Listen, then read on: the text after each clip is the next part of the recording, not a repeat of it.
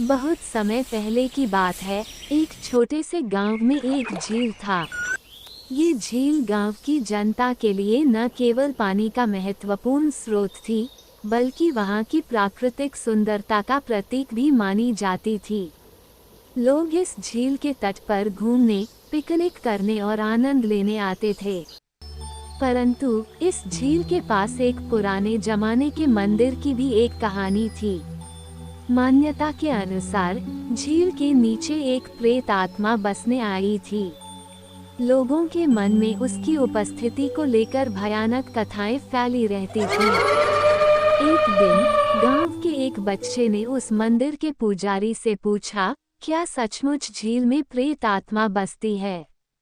पुजारी ने मुस्कुराते हुए कहा, बेटा, ये सिर्फ एक कहानी है। लोग इसे डरावनी कहानियों में बदल देते हैं। बच्चे ने सोचा, क्या सचमुच इसकी सच्चाई पता लगा सकते हैं? उसने अपने दोस्तों को इस विचार के बारे में बताया और सभी मिलकर एक नई योजना बनाया कि इस बात को पता लगे जाए कि क्या वास्तव में ये सही बात है। एक सुबह बच्चे और उनके दोस्त झील के पास गए।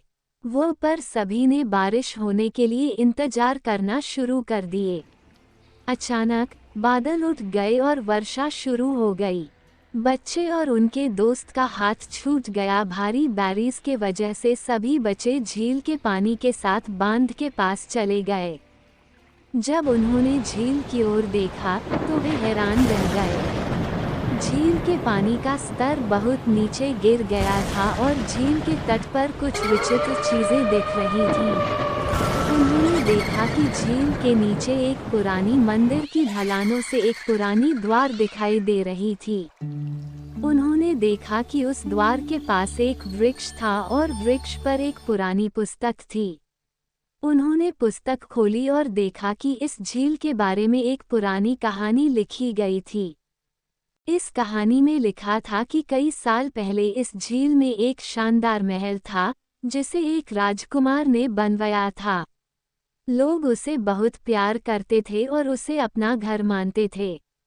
एक दिन झील में हुई भयंकर बाढ़ ने महल को नष्ट कर दिया और राजकुमार को भी ले गई। राजकुमार की मौत के बाद उसकी आत्मा इस झील में बसने आ गई थी।